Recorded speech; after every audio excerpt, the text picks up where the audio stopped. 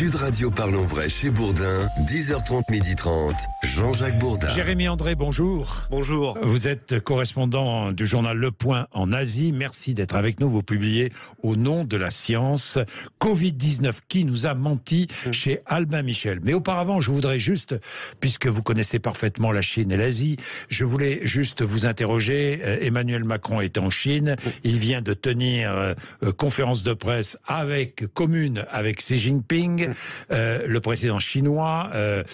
Tous les deux devant les journalistes ont entamé une sorte de dialogue et j'ai une phrase de Xi Jinping qui m'a frappé tout de même. C'est lui qui la prononce. Voilà ce que dit Xi Jinping à propos de l'Ukraine et de la guerre. Avec la France, nous lançons un appel à la communauté internationale à garder la raison et la retenue. Ça veut dire que y a un front commun là. C'est l'esquisse d'un front commun franco-chinois ou sino-français. Alors les observateurs étaient très pessimistes. Maintenant, ça c'est une déclaration forte, donc un appel commun. Il va falloir voir qu'est-ce qu'il contient exactement. Oui. En particulier, voilà, il y avait des espoirs sur le nucléaire. Ou sur d'autres dossiers donc autour de l'Ukraine. Ça va se dérouler, je pense, dans leurs déclarations précises. Et surtout, il va falloir voir s'il y a un appel de Xi Jinping au président Volodymyr Zelensky pour en fait faire le pont peut-être entre le bloc autour de la Russie et le bloc occidental. Oui, la Chine et la France qui pourraient peut-être un jour prochain, pas tout de suite, parce que pour l'instant il n'y a pas de lueur de paix, mais qui peut-être un jour pourraient être les comment dire, des détonateurs de la paix en quelque sorte, les initiateurs pour parler de paix un jour. À Bali, Emmanuel Macron espérait que Xi Jinping joue un rôle de médiateur. Peu de gens y croient. Oui. Mais simplement, avant cette rencontre à Pékin, l'Élysée nous confiait ses espoirs modérés. Donc en fait, ils veulent juste un premier pas qui peut-être éventuellement à plus long terme leur permettrait d'arriver à ça. Alors est-ce que Xi Jinping a fait ce premier pas ou pas? Les analystes nous diront. Il faudra attendre les jours qui viennent, mais c'est intéressant, la déclaration est intéressante. Bon, Jérémy André, si nous parlions du Covid. Avec plaisir. D'abord, au nom de la science, et en dessous, Covid-19 qui nous a menti. Pourquoi qui nous a menti? Je pense que tout le monde est confus quand même sur l'origine de ce virus. Personne ne sait. Oui. On n'a pas de preuves définitives et le public comprend bien que des gens nous ont menti. Alors on va être très clair, la Chine nous a menti. Elle nous a menti très gravement. Et c'est quelque chose qui n'est pas acceptable pour la communauté internationale et la communauté scientifique. Qu'il s'agisse d'ailleurs d'un accident de la nature, d'animaux sur un marché contaminant des êtres humains, ou d'un accident de la recherche, peut-être un virus qui serait échappé d'un laboratoire de Wuhan. Et donc ce mensonge, il est très problématique, en plus parce qu'il répète des mensonges qui avaient été déjà commis par la Chine en 2003 pour la première épidémie de SARS, donc un virus de la même famille, où la Chine avait caché pendant des mois cette épidémie. Aujourd'hui, l'OMS appelle la Chine à faire la lumière sur cette origine et la communauté internationale doit vraiment faire pression pour que nous sachions. Pour que nous sachions. Le mystère reste entier sur l'origine du Covid. Le jeu de pistes continue. Vous l'avez dit, il y a deux hypothèses qui peut-être d'ailleurs pourraient se retrouver. Peut-être ça pourrait être complémentaire, une origine animale et puis tout à coup des travaux en laboratoire sur ce virus d'origine animale et puis ce virus qui se serait échappé du laboratoire. Vous, au nom de la science, vous avancez quand même. Vous avancez avec des éléments nouveaux, révélés pour la première fois dans votre livre, des notes confidentielles émises à la veille de la pandémie par la diplomatie et certains services français. Parce que nous étions engagés à Wuhan, nous les Français.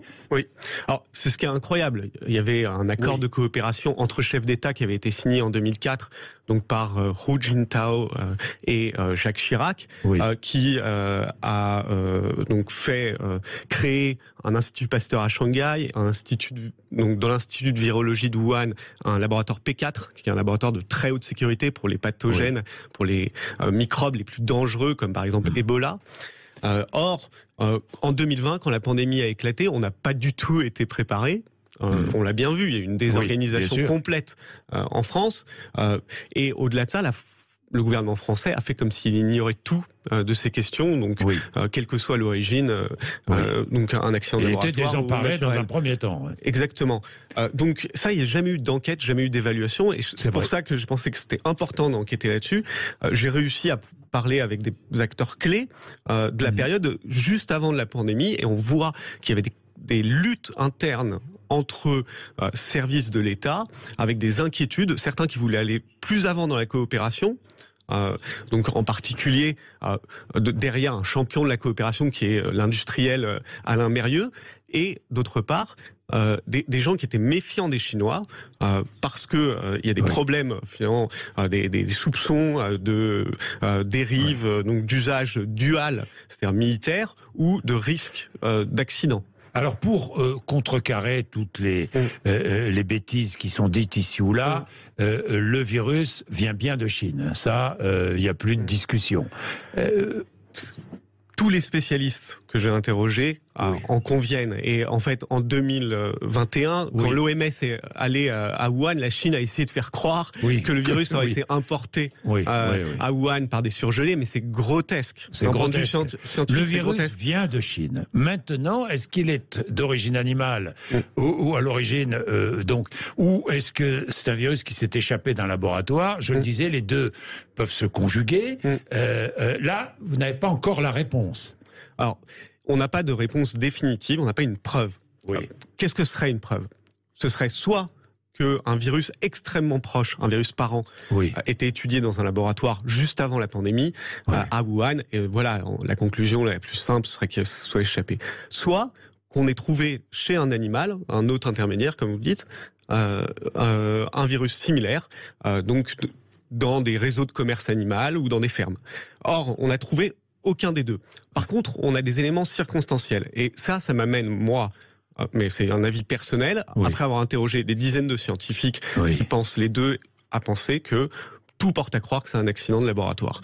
C'est-à-dire que aujourd'hui, comme on n'a pas trouvé le réservoir animal, si le réservoir animal existait, en fait, il serait apparu.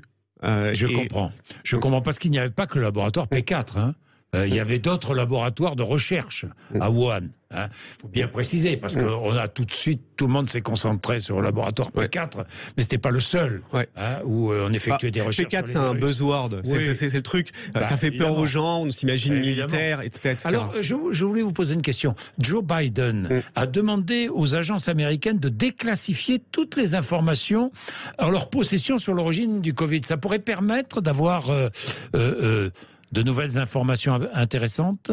Alors, deux administrations américaines, c'est-à-dire le FBI et le département de l'énergie, qui a beaucoup de laboratoires de pointe, ont émis, donc il y a quelques semaines, ont reconnu qu'ils avaient conclu que la pandémie provenait probablement d'un accident de laboratoire, avec une confiance faible à modérée, donc c'est pas très fort.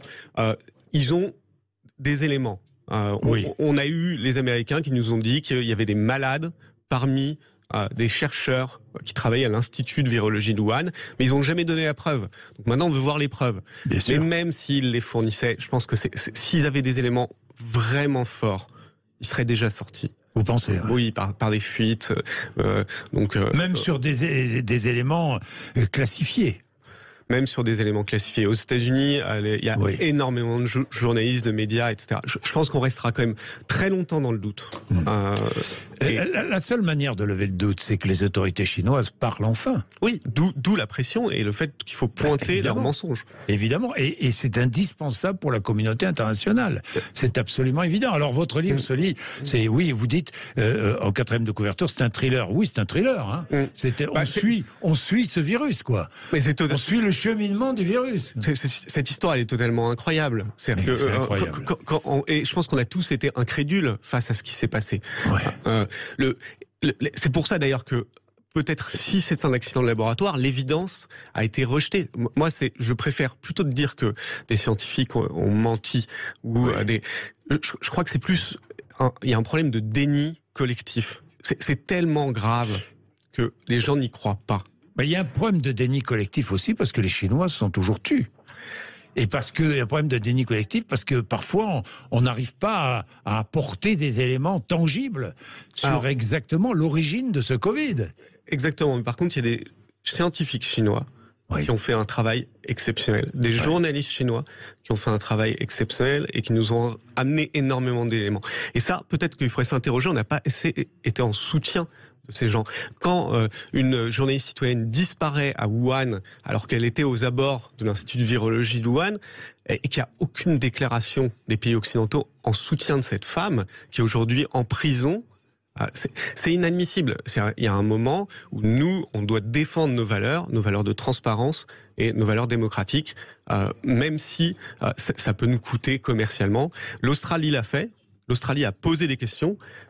La Chine l'a attaqué commercialement, mais au final, les Australiens s'en sont sortis. Ils n'ont pas souffert économiquement au point où ils auraient été à genoux. Oui, mais aussi parce que la France, à l'occasion de ce Covid, ça a été une faillite de la science française aussi. Ce Covid a été une faillite de la science française. Soi-disant, nos laboratoires qui étaient si performants, nous n'avons pas eu de vaccin, nous n'avons... Enfin bon... y a des... On a failli. Je pense qu'il y a des orgueils qui ont été brisés. On peut aussi se féliciter que sur cette question donc de l'origine du Covid, ce sont des Français qui ont été en pointe pour rééquilibrer le débat. Il y a une équipe à Marseille, incroyable, une équipe donc de Bruno Canard et Étienne Descroly, qui ont été en pointe, qui ont découvert une caractéristique unique du virus, s'appelle le cytofurine, et qui ont animé les débats, les tout premiers débats sur l'origine. Alors j'ai quand même une dernière question. Comment se fait-il qu'Emmanuel Macron ne se soit jamais exprimé sur l'origine du virus ?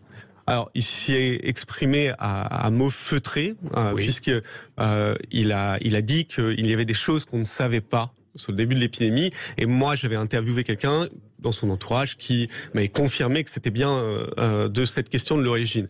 Par ailleurs, voilà, donc, je le révèle dans le livre, il a été averti par sa ministre de la Santé donc de l'épidémie et de ses soupçons que l'épidémie pourrait être liée à un accident de laboratoire. Mais remarquez, il est en Chine. Ça serait peut-être l'occasion de poser la question, mais il ne le fera pas publiquement devant les journalistes. Peut-être derrière les coulisses. En privé, dans les coulisses, bien sûr. Dans les coulisses. Mais moi, je crois que le vrai problème, c'est pas tant ce que fait Emmanuel Macron, parce que lui, il doit diriger un pays et il faut être un peu intelligent sur la scène internationale. Le problème, c'est la démocratie, c'est les députés. En fait, ces gens-là, ils devraient poser des questions. Ils peuvent évaluer. Il y a une coopération pendant 15 ans, on a dépensé des millions pour travailler avec les Chinois, on n'a pas tiré d'informations et il n'y a rien qui a été fait là-dessus. Aucune des personnes que j'ai interviewées pour ce livre, en France, aucune de ces personnes qui ont travaillé sur la coopération n'a été interrogée par des députés ou une commission d'enquête pour savoir qu'est-ce qui avait dysfonctionné. Merci Jérémy André. Au nom de la science beaucoup. Covid-19 qui nous a menti chez Albin Michel, merci d'être venu nous voir ce matin sur l'antenne de Sud Radio. Je rappelle que vous pouvez suivre cette émission, notre émission Parlons vrai chez Bourdin. C'est pas compliqué, elle est disponible immédiatement en podcast sur sudradio.fr et sur notre application Sud Radio. Merci André Berkoff.